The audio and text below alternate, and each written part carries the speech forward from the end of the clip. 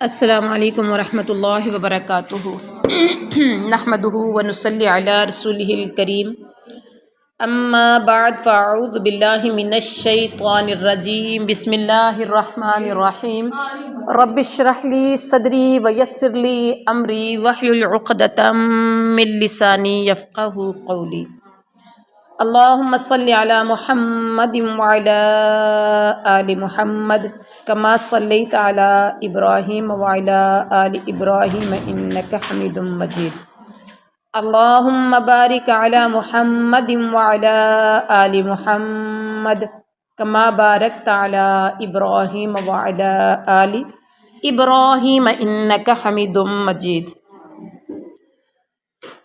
الحمدللہ 8واں پارہ سورۃ الاعراف اور آیت نمبر 59 سٹارٹ ہو رہی ہے۔ لقد البتہ تحقیق، یقیناً، ارسلنا، لقد البتہ تحقیق یعنی دوسرا معنی ہے یقیناً، ٹھیک ہے۔ ارسل، را کو کریں گے موٹا، پر کر کے پڑھیں گے، آ کو نارملی پڑھیں گے، رو کی آواز، سلنا، سین کی بولیں گے سٹی، ارسلنا نوحن، ہم نے بھیجا نوح کو، الی قومہ، اس کی قوم کی طرف، فقال، تو اس نے کہا، یا قومی، اے قوم، اگر دیکھا جائے تو میم کے بعد تھی چھوٹی یہ، یا قومی، اے میری قوم، ہم ترجمہ کیا کریں گے؟ یا قومی کا ترجمہ کریں گے اے میری قوم، ٹھیک ہے۔ اب جب اس کو یہ یا قومی تھا، لیکن جب اگلے حرف کے ساتھ ملانا تھا تو پھر یا کو گرانا پڑا، ٹھیک ہو گیا۔ یا قوم اعبدوا اللہ، اے میری قوم تم عبادت کرو اللہ کی، دال پیش لام دل، لام کھڑی زبر لا، دل، دال کو نارمل پڑھیں گے جیسے پڑھتے ہیں آپ، لفظ اللہ کو موٹا پڑھیں گے، دلہ، عبادت کرو اللہ کی، ما نہیں، لکم تمہارے لیے، من الہ کوئی معبود، لکم من الہ نہیں ہے تمہارے لیے کوئی معبود، غیرہ اس کے سوا، انی بے شک، اخاف میں، انی کا مطلب بھی ہے بے شک میں، اخاف میں ڈرتا ہوں، اخاف میں شروع میں آ جو ہے نا، آ اس کا مطلب ہے میں، یہاں پر 2 بار آنا تھا میں، بے شک میں ڈرتا ہوں، تو جب ہم ترجمہ کریں گے تو پھر دونوں میں سے ایک کریں گے، کیونکہ ایک لفظ کو ایک جملے میں بار بار تو نہیں بولا جائے گا۔ انی اخاف، بے شک میں ڈرتا ہوں، علیکم تم پر، عذاب سے، یوم دن عظیم بڑے۔ با محاورہ ترجمہ کریں گے، یقیناً ہم نے نوح کو ان کی قوم کی طرف بھیجا تو انہوں نے کہا، اے میری قوم تم اللہ کی عبادت کرو، اس کے سوا تمہارا کوئی معبود نہیں ہے، نہیں ہے کوئی معبود تمہارے لیے اس کے سوا تمہارے لیے تمہارا کوئی معبود نہیں ہے، میں ڈرتا ہوں تم پر بڑے دن کے عذاب سے۔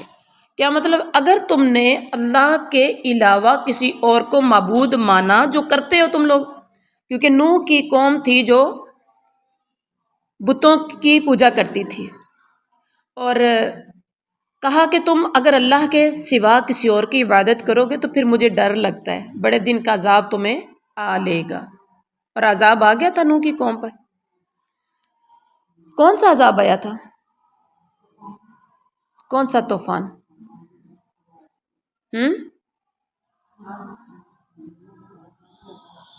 جی کون سا آیا تھا؟ زمین سے پانی ابلا تھا، وفارت تنور نے پانی جوش مارا تھا، اور پانی زمین نے اگلنا شروع کر دیا، اوپر سے آسمان سے بارش برسنا شروع ہو گئی۔ وہ جو کشتی بنائی تھی نوح نبی نے بنائی تھی، یاد ہے کہ نہیں آئی تھی؟ تو وہ عذاب آیا تھا۔ اب پتہ چل گیا کون سا عذاب تھا۔ قال الملأ، کہا سرداروں نے، من سے، قومی ہی اس کی قوم سے، انا بے شک، لنراک ہم یقیناً دیکھ رہے ہیں، کا آپ کو، لا یقیناً نرا نہ ہم را دیکھ رہے ہیں کا آپ کو فی ضلال مبین فی میں ضلال گمراہی مبین ظاہری. اب کیا ہوا؟ قال الملأ من قومہ ان کی قوم کے سرداروں نے کہا، ان کی قوم کے وڈیروں نے کہا کہ ہم تو آپ کو یقیناً ہم تو آپ کو کھلی گمراہی میں دیکھ رہے ہیں. راہ راست والے بندے کو کہا جا رہا ہے کہ آپ گمراہ ہو. ایسے ہی ہے آج کے لوگ بھی مولویوں کو کیا سمجھتے ہیں، یہ کوئی کام ہو جائے یہ مولویوں کا کام ہے، کوئی کام ہو جائے یہ مولوی ایسا ہے. اچھا پھر مولوی سے غلطی ہو جائے تو مولوی کو تو فرشتہ سمجھتے، مولوی سے غلطی نہیں ہونی چاہیے. خود جتنی مرضی کر لی جائے کر لیں، اور خود جتنے مرضی گناہوں میں ڈوبے ہیں اپنا گناہ نہیں نظر آتا. نیک بندے کا، مولوی بندے کا، علم والے بندے کا گناہ جلدی نظر آتا ہے. اور نوح نبی کا تو گناہ تھا بھی نہیں، نبی تو معصوم عن الخطا ہوتے ہیں. تو کیا کہہ رہے ہیں؟ ہم تمہیں گمراہی میں دیکھ رہے ہیں. قال یا قومی اے میری قوم، کہا انہوں نے اے میری قوم، لیس بی ضلالہ، لیسا نہیں ہے، بی مجھے، ضلالہ گمراہی، ولیکنی اور لیکن میں، رسول من رب العالمین، میں رب ہوں، لیکن میں رسول ہوں رب العالمین کی طرف سے. حضرت نوح نے کہا کہ اے میری قوم، جب انہوں نے کہا کہ آپ تو فی ضلال مبین میں ہیں، ظاہری گمراہی میں، تو آگے سے حضرت نوح نے کہا کہ اے میری قوم مجھے کوئی گمراہی نہیں ہے، میں گمراہی میں نہیں ہوں، بلکہ میں تو رب العالمین کی طرف سے رسول ہوں. رسول کا مطلب پیغام پہنچانے والا ہوں. ابلغکم میں پہنچاتا ہوں تمہیں، بلغ یبلغ تبلیغ میں تبلیغ کرتا ہوں تمہیں، یعنی میں اللہ کا رسول بنا کے، قاصد بنا کے بھیجا گیا ہوں، تو وہ میرا کام ہے پیغام پہنچانا. میں پہنچاتا ہوں تمہیں رسالات ربی، اپنے رب کے پیغامات. وَأَنصَحُ اور میں خیر خواہی کرتا ہوں، لکم تمہاری، وَأَعْلَمُ اور میں جانتا ہوں، من اللہ کی طرف سے، ما لا تعلمون جو تم نہیں جانتے. بامحاورہ ترجمہ کیا ہے؟ میں تمہیں اپنے رب کا پیغام، ہم نے اپنے جو ترجمہ کیا نا، ربی کا مطلب رب، ساتھ جو یا لگی ہوئی ہے، کہیں اس کا ترجمہ ہوتا ہے میرا، میری، میرے، کہیں آتا ہے اپنا، اپنی، اپنے. تو یہاں پر اپنے کے معنوں میں آیا ہے. میں تمہیں اپنے رب کا پیغام پہنچاتا ہوں اور میں تمہارا خیر خواہ ہوں، میں تمہاری خیر خواہی کرتا ہوں، اور میں اللہ کی طرف سے وہ کچھ جانتا ہوں جو تم نہیں جانتے ہو. مرنے کے بعد کیا ہوگا؟ اللہ نے مجھے جو بتایا ہے وہ تمہیں نہیں پتہ. نیک لوگوں کو کیا بدلہ دیا جائے گا اور برے لوگوں کی کیا سزا ہوگی، ٹھیک ہے؟ جو میں جانتا ہوں وہ تمہیں نہیں پتہ.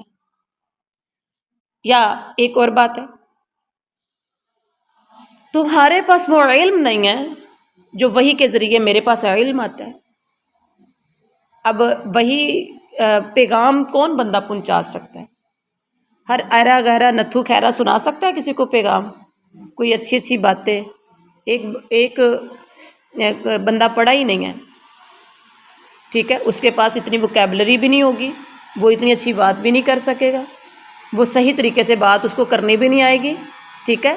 تو وہی تو ایک بہت بڑی بات ہے، لوگوں کو ہدایت کی طرف لانا، ٹھیک ہے، لوگوں کو دین کی طرف لانا، ایک اللہ کی طرف لانا، بتوں کی عبادت سے چھڑا کر، کتنا مشکل ٹاسک ہے.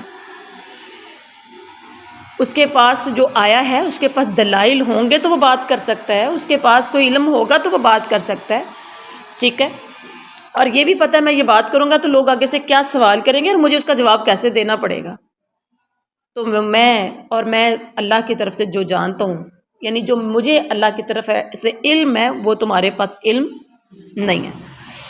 اوا عجب تم، اور کیا عجب تم نے تعجب کیا ہے، اس بات پر کہ جاءکم آئی ہے تمہارے پاس ذکر من ربکم، عربی کس کس کی ٹھیک ہو رہی ہے؟ فائدہ ہو رہا ہے؟ پریکٹس کرو گے تو فائدہ ہونا ہے، سن کے کوئی فائدہ نہیں ہونا، پریکٹس کرنی ہے بیٹا۔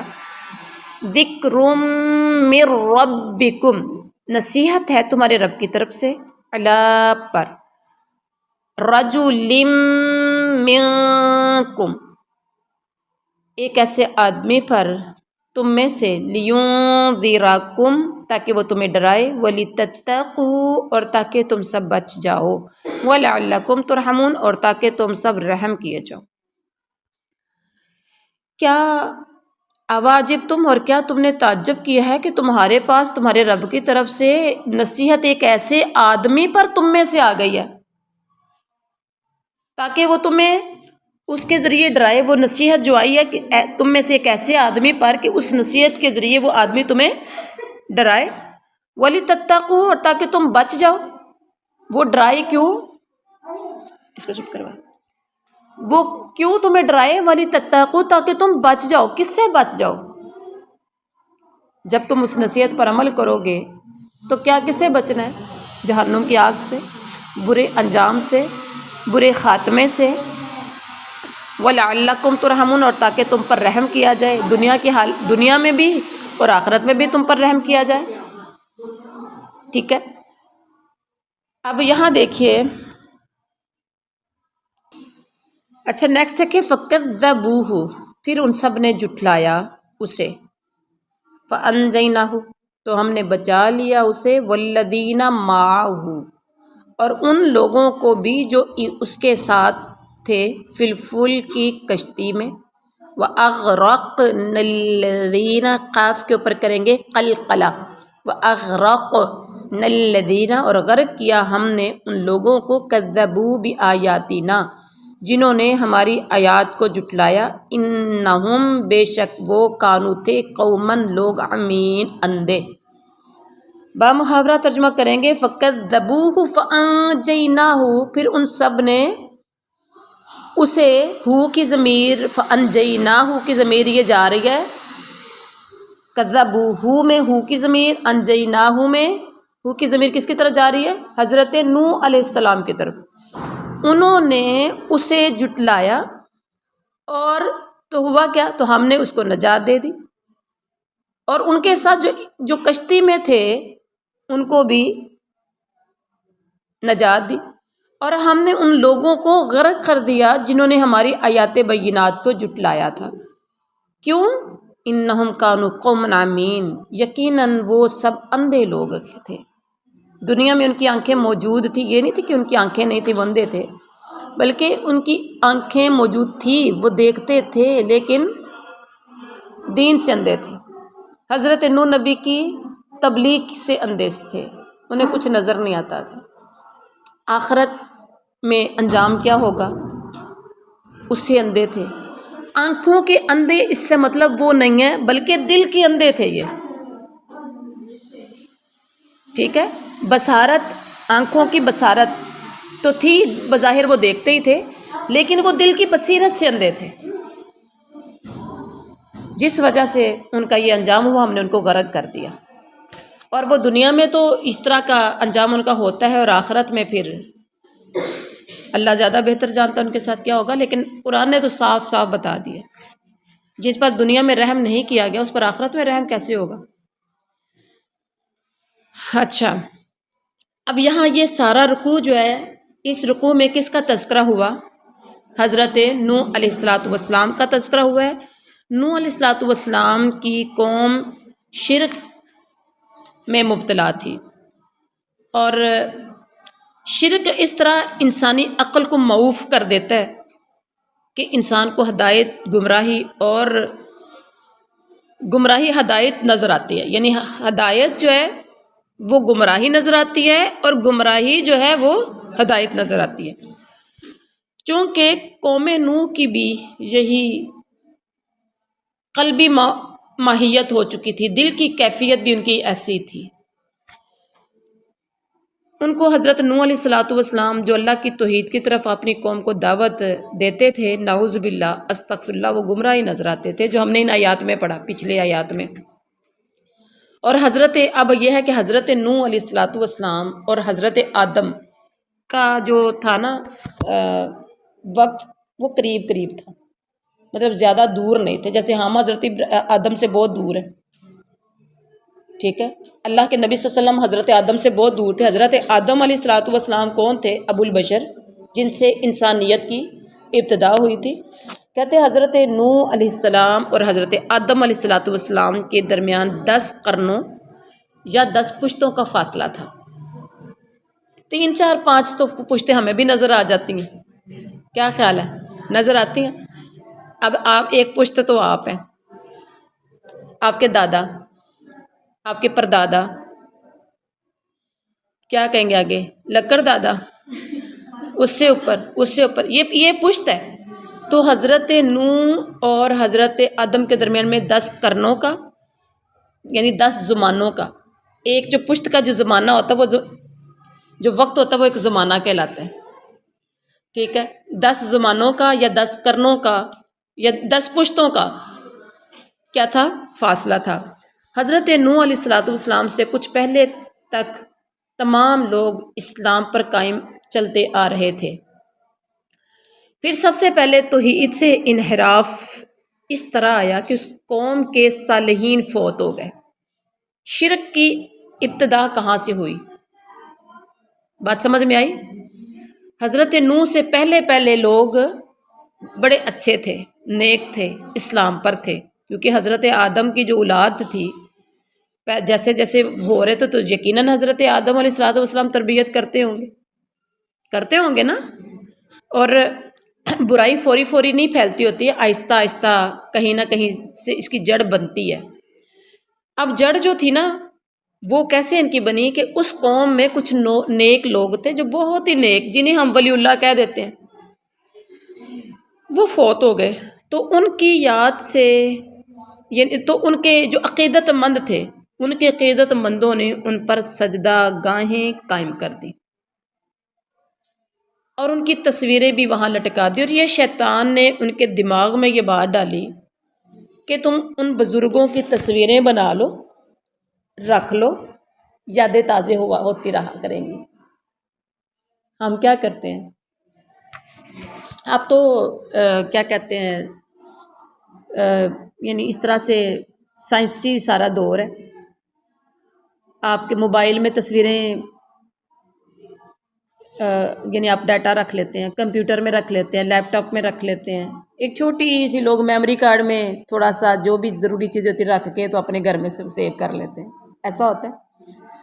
پہلے لوگ کیا کرتے تھے، ہماری امیاں، ہمارے ابو، ہمارے بزرگ بڑے کیا کرتے تھے، وہ جو پرانی تصویریں ان کے پاس پڑی تھی نا، وہ اس کو سنبھال کے پیٹی کے اندر، کپڑوں کے اندر رکھا کرتے تھے۔ میرے ابے دی تصویر ہے، یہ کیا، یہ میرے ابے دی نشانی ہے، یہ میری امی کی نشانی ہے۔ ایک ہی تصویر ہوتی تھی اکثر کسی کے پاس، بڑی بمشکل 1 یا 2، اور وہ بھی نا بلیک اینڈ وائٹ ہوتی تھی۔ مجھے پتہ ہے میرے نانا کی تصویر بلیک اینڈ وائٹ ہمارے گھر میں تھی، اور میری امی اپنے سینے کے ساتھ لگاتی تھی جب پکڑتی تھی۔ اور یقیناً ایسے ہی ہمارے بزرگ، اپنی دادیوں سے، اپنی امیوں سے پوچھیے گا، جن کے فوت ہو جاتے ہیں اسپیشلی، تو وہ ایک دوسرے سے پھر مانگتے ہیں، جس کے پاس 2 4 6 ہوتی ہیں نا، اسے کہتے ہیں کہ مجھے دے دو، ابے دی نشانی مجھے دے دو، امی کی نشانی دے دو، وہ نشانی کے طور پر رکھتے تھے۔ حالانکہ دیکھا جائے تو اولاد بہترین نشانی ہے، ایسے ہے کہ نہیں ہے؟ لیکن اب وہ دوسرا ڈیجیٹل دور آ گیا، سائنسی دور آ گیا، اور ٹیکنالوجی نے بہت زیادہ زور پکڑا ہے، اور اب وہ اتنا کرنے کی ضرورتیں نہیں ہیں۔ اب موبائل سے نکالتے، کلک کرتے ہیں، آج سے 60 سال پرانی تصویر نکال لیتے ہیں جو سیو کی ہوتی ہے۔ تو حضرت نوح کے دور میں کیا تھا؟ کوئی ایسا تو تھا نہیں جو کہ تصویریں بنائیں اور رکھیں۔ تو شیطان نے ان کے ذہن میں یہ بات ڈالی کہ تم ایسا کرو، بابے تمہیں بھولیں گے نہیں، کتنے نیک تھے، کتنے متقی تھے، کتنے پرہیزگار تھے، جنہیں تم ہر وقت ان کی یاد میں روتے رہتے ہو، تمہیں یہ بھولیں گے نہیں۔ ایک کام کر لو، تو ٹھیک رہے گا، وہ کیا، ان کی تصویریں بنا لو سامنے، پھر تمہیں زیادہ یاد آئے گی۔ تصویر سامنے ہوگی تو بندہ اپنے چھوٹے کو بھی دکھا سکتا ہے کہ یہ بابا ہے جو ہمارا بڑا ولی اللہ تھا، یہ بزرگ تھا جو منہ سے بات کہتا تھا رب کائنات پوری کرتا تھا، یہ تھا جو دعا کرتا تھا تو کبھی رد نہیں ہوتی تھی، یہ بزرگ تھا جس کی ہمارے سارے وڈیرے بڑی عزت کرتے تھے۔ ٹھیک ہے، اب شیطان نے یہ پٹی پڑھائی، تصویریں بنا لو۔ انہوں نے کیا کیا، مقصد یہ تھا کہ اس طرح ان کی یاد سے وہ بھی اللہ کا ذکر کریں گے۔ مقصد ایک تو یاد آتی رہے گی کہ جس طرح یہ نیک تھے، یہ عبادت کرتے تھے، یہ ولی اللہ تھے، تم نے بھی اسی طرح ولی اللہ بننا ہے۔ ایک مقصد یہ تھا، نہیں سمجھ آئی؟ یعنی ان کے عبادت کی طرح عبادت بنا لو، مجسمہ سامنے، وہ تصویر سامنے ہوگی تو زیادہ تم عبادت کر سکو گے اس طرح کی۔ بابے کی تصویر بنانا مقصد یہ نہیں تھا کہ تم شرک کرو گے یا اس کو پوجو گے، یہ تو تھا ہی نہیں نا۔ شیطان بڑا چلاک ہے، پیچھے آپ نے پڑھا نا اس نے کیسے جنت سے نکلوایا تھا آدم و حوا کو، تو شرک کس نے سٹارٹ کیسے کرایا؟ اللہ اکبر۔ تم زیادہ ان کو دیکھ کر اللہ کا ذکر کر سکو گے، اور پھر ایک اور بات ہے، اللہ کے ذکر میں ان کی مشابہت اختیار کر سکو گے، ان جیسا ذکر کرو گے جیسے یہ اللہ کے بڑے ولی اللہ تھے۔ اب ہوا یہ، جب کچھ وقت گزرا انہوں نے بنا لیا، جب کچھ وقت گزرا تو انہوں نے ان تصویروں کے مجسمے بنائے۔ پہلے تو تصویریں بنائیں کاغذ پینسل قلم لے کر، آہستہ آہستہ پھر ان کے مجسمے بنائے، یعنی مٹی کے گڑھے باقاعدہ۔ آپ نے دیکھا ہوگا ہندو اور اس طرح سے جو کرتے ہیں۔ اچھا جی، پھر کچھ عرصہ گزرا، وہ وقت گزرتا ہے نا جیسے جیسے، تو ایک جدید دور کے ساتھ ساتھ لوگ چینج بھی کرنے کی کوشش کرتے ہیں۔ پھر کچھ عرصہ گزرا تو یہ مجسمے بتوں کی شکل اختیار کر گئے، پوری پوری باڈی بنانا شروع کر دی انہوں نے۔ اچھا، اور ان کی پوجا پاٹ شروع ہو گئی۔ جو پہلے لوگ تھے نا جنہوں نے سب سے پہلے کام شروع کیا تھا، وہ ان جیسا ذکر، ان جیسی عبادت کرنے کے لیے انہوں نے بنائے اور وہ کرتے تھے۔ لیکن جیسے جیسے وقت گزرا تصویریں بھی چینج ہوتی گئیں اور عبادت کا ڈھنگ بھی چینج ہو گیا۔ اب ہوا یہ ان کو سامنے رکھ کے جو عبادت کرنی ہے، مقصد ان کو سجدہ کرنا ہے۔ ہر بندے کی عقل تو ویسے کام نہیں کرتی نا، ہر ایک تو ایک مقصد کے لیے نہیں بیٹھتا نا، یا ہر ایک کا مقصد، اتنے لوگ ہیں، اب ہر بندے کو تو نہیں پتہ ہوگا ہم یہ سامنے کیوں رکھا ہوا ہے۔ دیکھا دیکھی جو بعد میں آنے والی پوچھ تھی، ان کا ذہن میں یہی رہا کہ شاید اس کو سامنے رکھ کے عبادت کرنی ہے، اسی کی عبادت کرنی ہے۔ آہستہ آہستہ وہ شرک میں بدل گئے۔ اور قوم نوح کے یہ صالحین جو تھے، ان کے نام تھے ود، سواع، قرآن پاک میں تذکرہ آیا ہے یعوق، یغوث اور نصر۔ لوگوں نے ان کو اپنا معبود بنا لیا۔ ان حالات میں اللہ تعالیٰ نے حضرت نوح کو اپنا نبی بنا کر بھیجا۔ ان حالات میں بھیجا تھا جب یہ شرک سٹارٹ ہو چکا ہوا تھا، اب اس شرک کے خاتمے کے لیے حضرت نوح کو بھیجا گیا، جنہوں نے 950 سال، ہماری یہاں پر زندگیاں کتنی ہوتی، 60 70 80، زیادہ سے زیادہ کوئی 100، اور جو 100 سال کو پہنچتا ہے نا بیچارہ، چل پھر وہ بھی نہیں سکتا، بلکہ وہ محتاج ہی ہوتا ہے۔ اور لوگ دیکھ کے اس کو کیا کہہ رہے ہوتے ہیں کہ اللہ ٹردا پھردا ہی لے جائے، کسی کا محتاج نہ کرے۔ خود لوگ کہہ رہے ہوتے ہیں کسی کا اللہ محتاج نہ کرے۔ ٹھیک ہے، اب 950 سال، کتنی زندگیاں پھر ان کی ہوں گی، کتنی عمریں ان کی ہوں گی؟ 950 سال تو حضرت نوح نے تبلیغ ہی کی ہے، اور اس میں بہت تھوڑے لوگ تھے جن پر آپ کی تبلیغ کا اثر ہوا، جنہوں نے آپ کی تبلیغ کا اثر قبول کیا۔ بالآخر اہل ایمان کے سوا سارے کے سارے غرق کر دیے گئے، جو کہ آپ نے آخری آیت میں پڑھا، اور وہ تھا اللہ تعالیٰ نے ایک کشتی بناؤ۔ بڑا لمبا چوڑا واقعہ، یہ ہم آئی تھنک سو پہلے پڑھ چکے ہیں، پڑھے ہیں؟ نہیں، نوح کا واقعہ ہم نے پہلے نہیں پڑھا، لیکن ہم نے سیرت النبی میں جو ہم نے سٹارٹ کی تھی اس میں ہم نے حضرت نوح کے بارے میں پڑھا تھا سارا، بڑی ڈیٹیل کے ساتھ۔ بہرحال یہ آگے بھی آئے گا۔ کشتی بناؤ، کشتی کہاں چلی؟ جب کشتی بناتے ہوئے دیکھا تو کہاں چلاؤ کہ یہاں تو پانی نہیں ہے، مذاق کرتے تھے کافر، اور کیا کہتے تھے کہ بڑھئی بن گئے، کہاں مولوی اور کہاں بڑھئی، کارپینٹر بن گئے ہو، یہ لکڑی کا کام کرنا شروع کر دیا، اچھا اتنی بڑی کشتی بناؤ گے، بنا رہے ہو تو چلانی کی طرف، پانی تو یہاں ہے کوئی نہیں، اس طرح کے مذاق کرتے تھے۔ لیکن اللہ تعالیٰ کہتے ہیں کہ ایمان والوں کو تو بٹھا لیا اور باقی نہیں بیٹھے، کیونکہ جو کافر تھا اس سے وہ بیٹھ ہی نہیں سکتا تھا، اس کو یقین ہی نہیں تھا، اور اللہ ان کو نہیں پتا کہ اللہ ناممکن کو ممکن بنا دیتا ہے۔ ناظرین، اسلامک اور اتھینٹک ویڈیوز دیکھنے، ناظرہ قرآن، قرآنی قاعدہ بات تجوید اور ترجمۃ القرآن سیکھنے کے لیے، وہ بھی آسان طریقے سے، ہمارا channel Quran and Islam 36 subscribe اور لائک اور صدقہ جاریہ سمجھتے ہوئے دوسروں کو شیئر کر دیں۔ جزاکم اللہ خیر۔